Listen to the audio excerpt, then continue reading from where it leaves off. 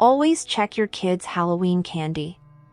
Everyone knows the horror stories. Razor blades, hallucinogens, rat poison, all disguised in candy just waiting for innocent kids to gobble them up.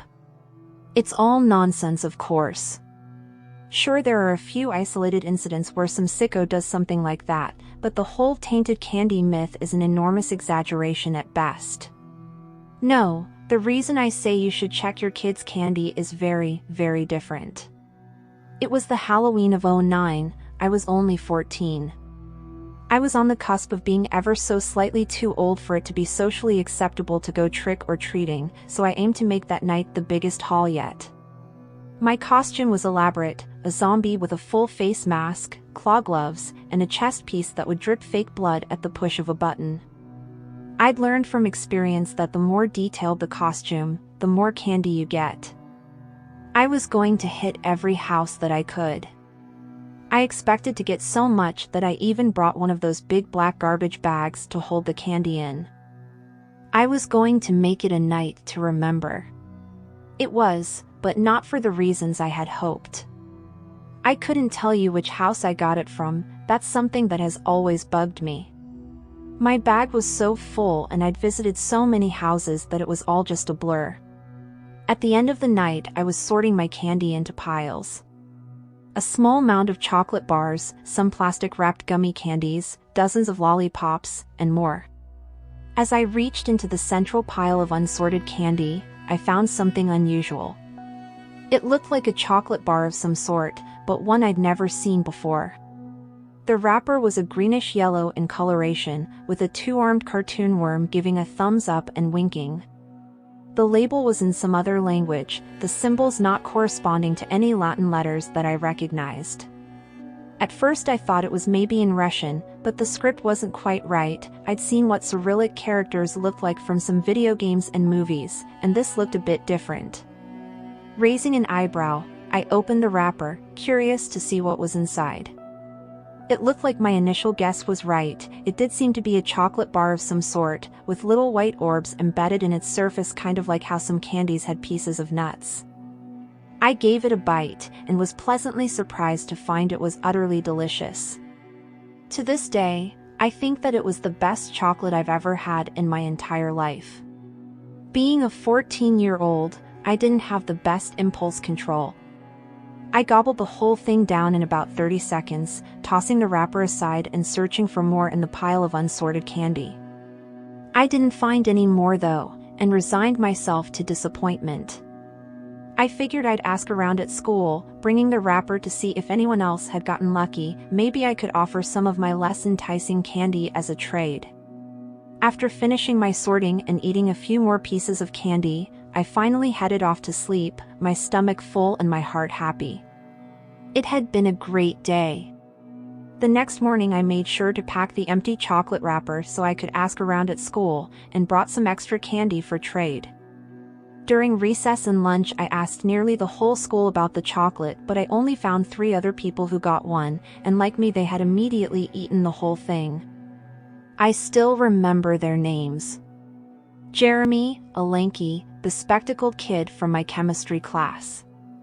Ashley, a girl with dyed blue hair who I'd seen around but never really talked to, and Lee, a track and field athlete who I shared math class with. They all agreed that it was by far the best chocolate they'd ever had, and had also been hoping to find some more.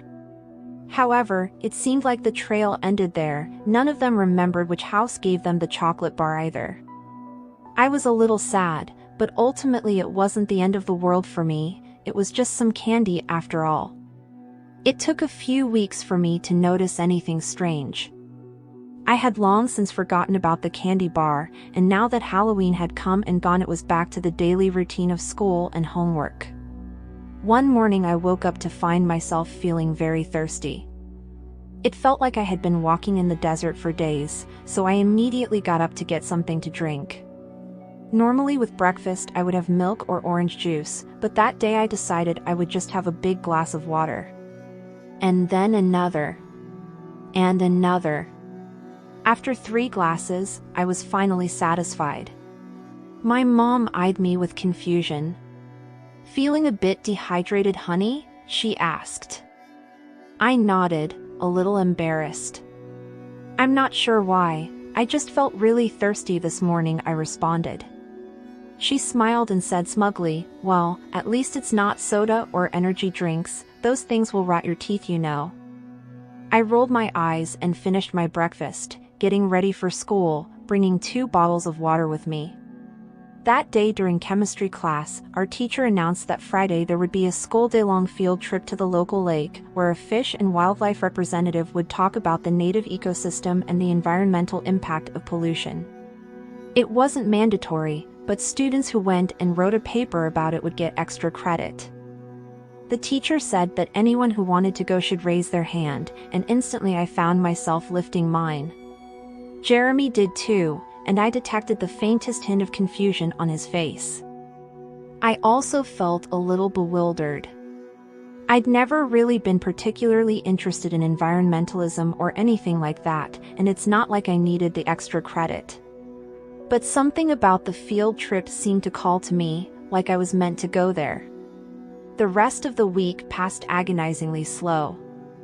I found myself constantly thinking about the lake, about its cool green waters rippling gently in the breeze.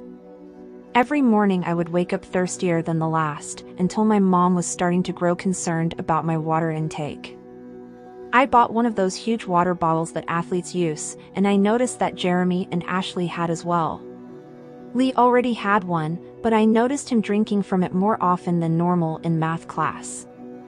Finally, Friday came around and the small number of students going to the lake got into the school bus. I couldn't help but notice Lee and Ashley were coming too, but I was quickly distracted by the thought of the lake. I'd never been one for water. It was fun to go to the pool once in a while, sure, but I'd never been obsessed over it. However, all I could think of during the bus ride to the lake was how good it would feel to just dive into its shimmering water, to sink all the way to the bottom and stay there, surrounded by fish. When we finally arrived, the fish and wildlife guy had us all sit down on the grass. He told us about pH levels, showed us a preserved frog with too many legs, and passed around photos of some of the garbage he had found on the water's edge. I wasn't paying attention though. I was just staring out at the lake, hypnotized by its gentle waves. I thought about how nice it would feel on my skin, in my mouth. Before I knew what I was doing, I was standing up, walking towards the lake. I could faintly hear the chaperone yelling at me to come back, and some of the other students murmuring in confusion, but I wasn't focused on that, it was just background noise. The sounds of the lake filled my ears. I was vaguely aware that I wasn't alone in my march towards the lake. Jeremy, Ashley, and Lee were all walking with me, similarly fixated. I felt my tennis shoes sink into the cold water as we kept walking onward. As I kept moving, the water went up to my knees, then my thighs, my waist, my chest, my neck. Finally, my head was fully submerged, and I looked out into the murky gloom, not even trying to hold my breath as I inhaled the lake water. Then came the sudden realization of what was happening, where I was. It was as if I had been a puppet whose strings were suddenly cut. I was fully aware of the fact I was drowning. Then came the pain. I could feel wriggling under my skin, a burning, itching pain like needles shooting up from inside my flesh. I looked down and saw long pallid worms erupt from out of my skin like moles digging out of the earth.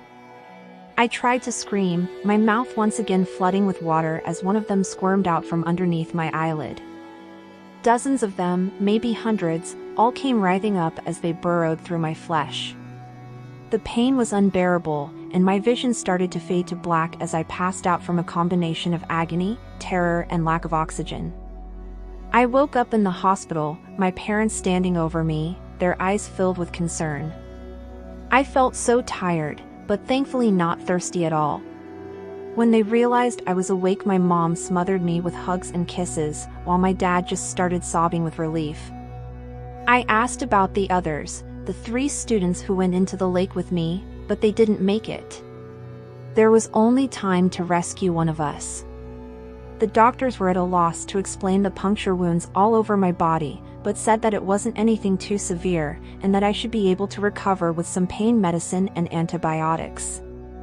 I didn't tell them about the worms. I knew I wouldn't be believed anyway, and I didn't want to end up locked away in some institution. I already had to have therapy sessions and got put on some antidepressants. Apparently, the authorities cooked up some story about a suicide pact between Jeremy, Ashley, Lee, and I. I played along with this story to the therapist, talking about feeling overwhelmed at school and whatnot, but it was all nonsense. I wasn't depressed, at least, not before this happened. I did some independent research, trying to figure out what happened to me. What I found was startling. There is a phylum of worm called Nemesisthestoryteller, also known as horsehair worms. They typically infect insects, growing inside them and controlling their central nervous system to make them jump into water and drown. Once the host leaps into the water, the worm burrows its way out of the host, continuing its life aquatically to find a mate and lay eggs. There are a few cases of accidental infection of humans, but there is no recorded evidence of them ever manipulating a mammal the same way they control insects. I also found something else out. A few weeks after Halloween, every year, like clockwork, there is a spike in child deaths due to drowning. It's not enough to be noticed by most people, but it is obvious once you're looking for it. So I'll say to you again, always check your kids' Halloween candy.